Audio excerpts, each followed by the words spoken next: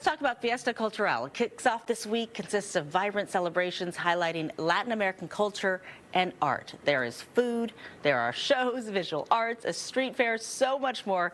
Joining us now to talk about that week-long event is the Board of Directors at Diablo Regional Arts Association, Kevin Sanchez. Kevin, thanks so much for coming in. Thank you very much for having me. So people are sitting at home going, I haven't heard of this before. It's because it is brand new. And I was just saying to you, man, when you guys do something, even on the first time, you do it big, because this is a full week of events. Tell me how this kind of came about. So, I mean, I've lived in the East Bay for 20 years, and whether you've ever been out there or you're out there all the time, what you realize there's a huge tapestry of people in the East Bay, and almost 30% is Latino. And as we looked at what do we want to put in the center, right? We'd like to think that we're the cultural hub of the East Bay at the Leisure Center. We started planning for this a long time ago, and we wanted to put together a phenomenal week of fun and excitement, and things for families, things for individuals.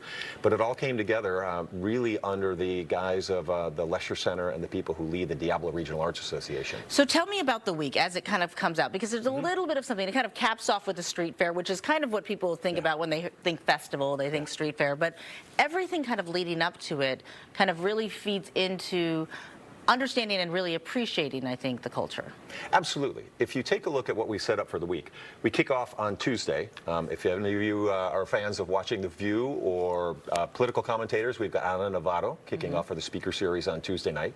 On Wednesday, and actually throughout the course of the entire week, we've got the show In the Heights, Lin-Manuel Miranda's kickoff show. Love if you're that. a fan of Hamilton, this is what got him there.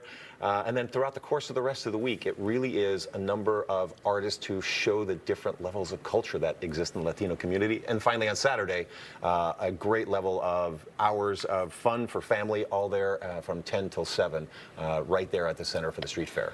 And do you have a favorite part? Because it is one of those things where now, like I was looking at all the lineup of events, and I'm like, how you navigate that space and really, what do you want people to come out of it with? Because there's certainly an appreciation. You could have an appreciation for theater. You could have an appreciation for the speaker series and the guests and the really interesting conversations that you have there.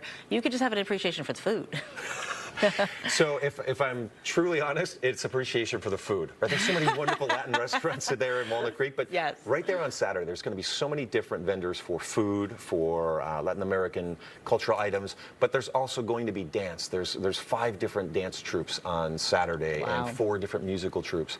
So I think what you walk away with is less an appreciation for what we're doing in Walnut Creek, but more of an appreciation of this exists in Walnut Creek, and we want to celebrate it. You talked about forming it for as long as you have. What was the response that you got from the different vendors and the different participants in it to say, well, this is really great to be a part of something like this? I think the honest answer was, it's about time. We've got a wonderful leader at the Diablo Regional Arts Association, and when we started kicking this off and we started bringing in people from the community, I've been on the board for 20 years, but we looped in a number of community leaders with Latino backgrounds, and everybody said yes. Everybody wanted to be a part of it.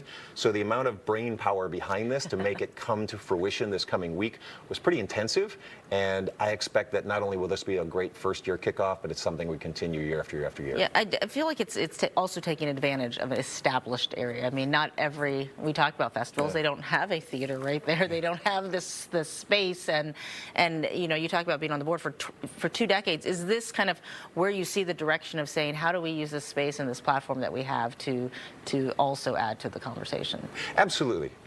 In the center, where there are 3 theaters, if you've never been, there are 800 plus events throughout the course of the year. So we're doing everything we can not only to bring culture and education to the community, and in many ways we bring in Title I schools from around the area, so kids get the opportunity to come in there and see different shows. That's a lot of the reason that we raise money for it.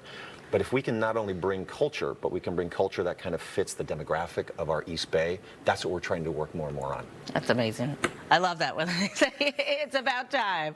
All right, can you take us through a little bit of Tuesday it starts, Wednesday, I mean Thursday again, you want to, do you pick an event every day? So there's an event every day. On Tuesday it's Ana Navarro for the speaker series. Wednesday we're showing In the Heights. On Thursday, fellow Boricua, Puerto Rican comedian Gina Brillon is going to be there.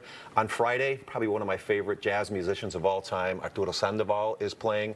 And then Saturday is the full festival. So 10 to 7, bring your family. It's free, it's outdoors. But then in the afternoon, what's interesting, from East LA, we have a musical group, Las Cafeteras.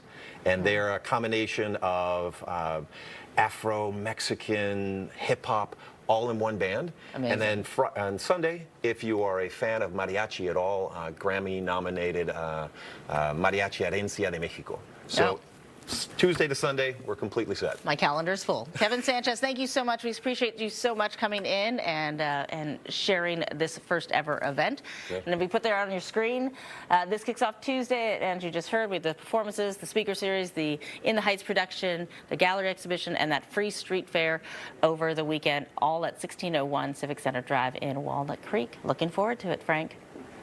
All righty, thanks.